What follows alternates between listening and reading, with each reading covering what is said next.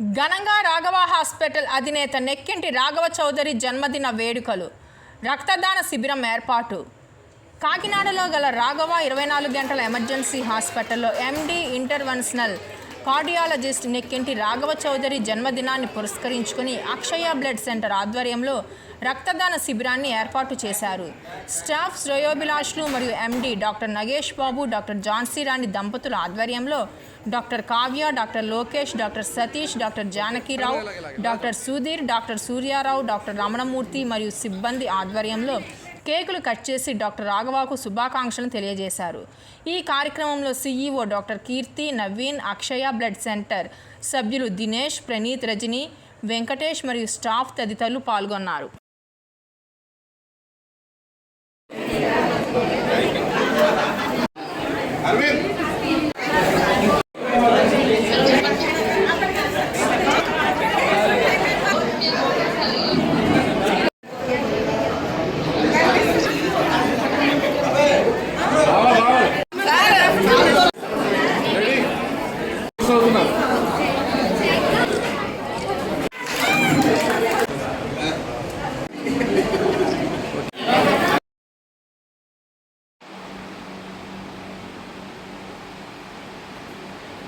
పుట్టినరోజు సందర్భంగా ఒక బ్లడ్ డొనేషన్ కార్యక్రమం జరపడం జరిగింది.